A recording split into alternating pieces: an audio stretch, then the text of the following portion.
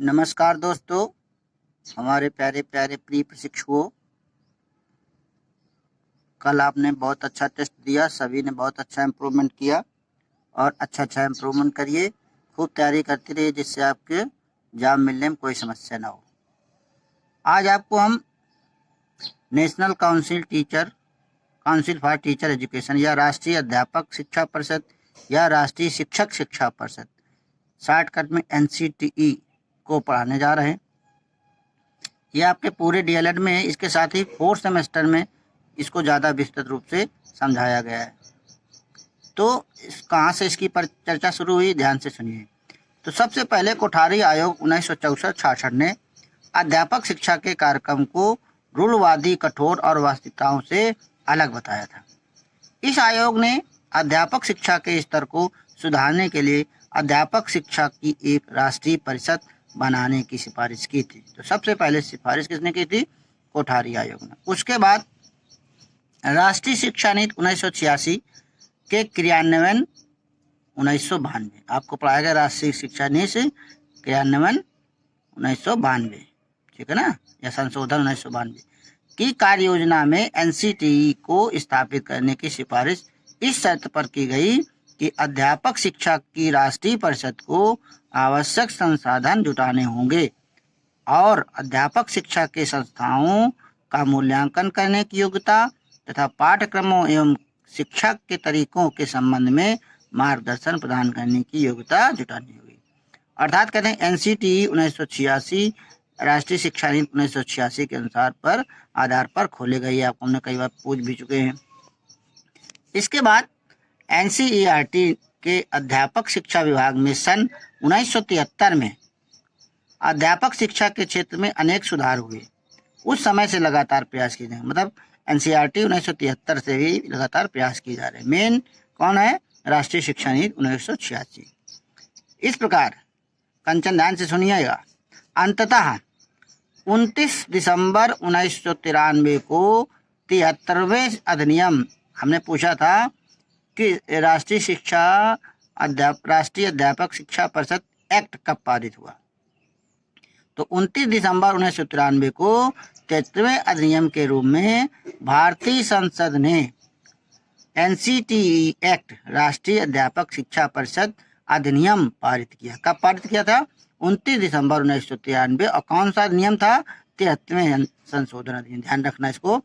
Next question है कि NCTE act 1993 के अनुकरण में एक संवैधानिक कह सकते हैं निकाय के रूप में राष्ट्रीय अध्यापक शिक्षा परिषद NCTE जिसे कहते हैं 17 अगस्त 1995 को स्थापित किया। तो ये बनी कब, स्थापित कब हुई? 17 अगस्त 1995। दोनों में अंतर है, ये स्थापना है और वो संसद में एक्ट कब पारित हुआ।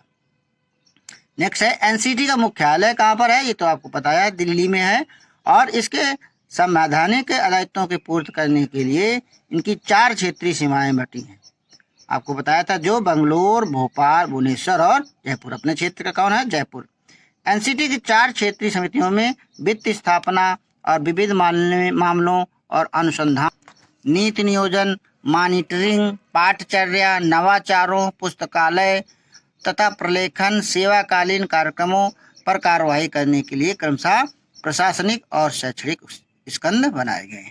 अब बात करते हैं राष्ट्रीय शिक्षक शिक्षा परिषद की आवश्यकता क्यों पड़ी। तो need of national council of teacher education. तो सबसे पहले शिक्षा को बढ़ाने के लिए, शिक्षा का विस्तार करने के लिए। दूसरा, न्यूनतम सुविधा की प्राप्त कराने के लिए। तीसरा, प्रशिक्षित अध्यापकों की समस्या, जो प्रशिक्षित अध्यापक थे, BEd, BTC ये सब, इनकी समस्या थी, तो उसको पूर्ति के लिए और अध्यापकों की शिक्षा के लिए। नेक्स्ट आता है NCTE के उद्देश्य क्या थे। तो NCTE के भी 4 उद्देश्य थे। पहला, सतत शिक्षा पर बल देना, लगातार जो है कंटिन्यूअस एजुकेशन पर बल देना। दूसरा, शिक्षक शिक्षा के स्तरों के निर्धारण तथा रख रखाव के लिए तंत्र का निर्माण करना। तीसरा, निम्न स्तर के संस्थाओं को बंद करने के लिए तथा शिक्षक संस्थाओं को नियमित, जो नीचे के बेकार पढ़ाने वाले जहाँ पर नहीं है या अच्छी क्वालिटी की जो जहाँ संस्थाएं नहीं, उनको बंद करिए और अच्छी को नियमित करिए। नेक्स्ट है प्रशिक्षित अध्यापकों को आपूर्ति तथा मांग के बीच दूरी कम करना। मतलब क्या है, जो मांग जैसे ज़्यादा है टीचर्स की और कम है यहाँ पर, तो आप पूर्ति मांग जो प्रशिक्षित अध्यापकों की दूरी कम करना, तो उनको टीचर्स को ज़्यादा उपलब्ध कराना। अब नेक्स्ट, राष्ट्रीय अध्यापक शिक्षा परिषद कार्य क्या करता है? कार्य इसके बहुत हैं, ध्यान से सुनिएगा। शिक्षक शिक्षा के सभी क्षेत्रों में नवीनता तथा अनुसंधान को बढ़ावा देना और उनके परिणामों का प्रसार करना। शिक्षक शिक्षा संस्थानों के लिए स्तर तथा मार्गदर्शी सिद्धांत निर्धारित करना तथा उनके कार्यों को देखना।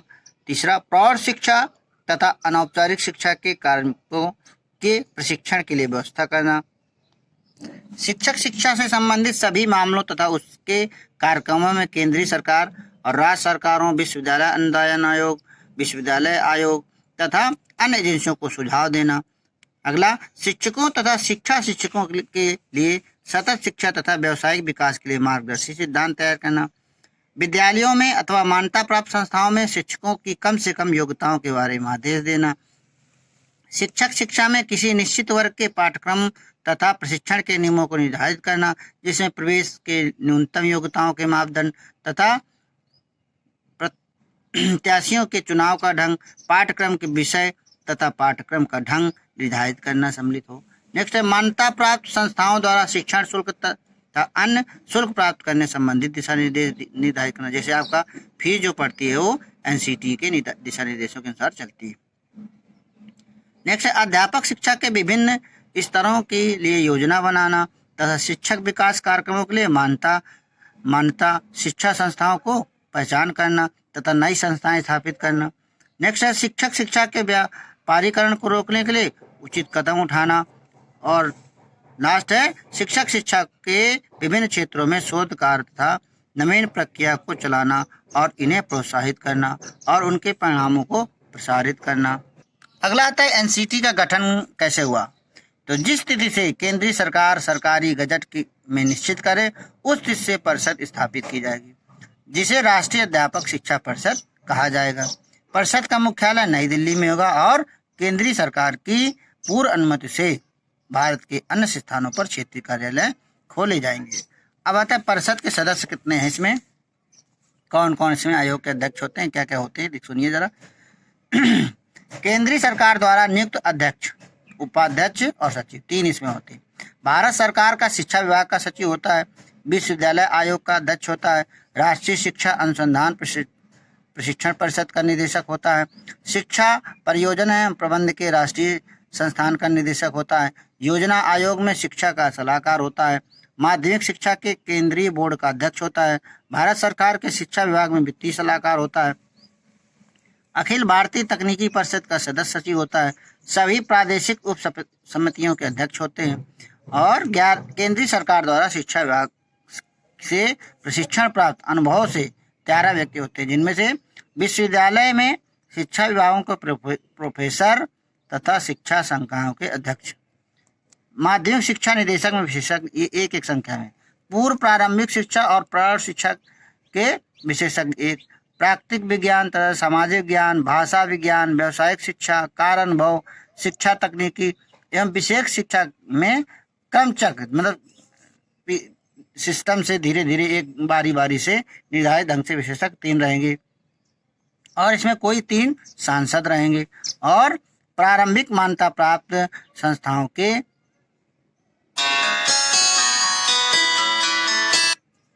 केंद्र द्वारा नियुक्त व्यक्ति रहेंगे 3। और लास्ट है आपका राज्य सरकारों केंद्र सरकारों के प्रशासन के लिए नियुक्त सदस्य रहेंगे। तो इस प्रकार से एनसीटी पूरा था। इसको आप 2-3 बार सुनिए और पढ़िए, मनन करिए। और इसका आप 2-3 क्वेश्चन हमारे कमेंट्स बॉक्स में दीजिए कि एनसीटी एक्ट कब पारित हुआ, एनसीटी की स्थापना कब हुई और एनसीटी का मुख्यालय कहाँ है। बहुत बहुत धन्यवाद। Thank you.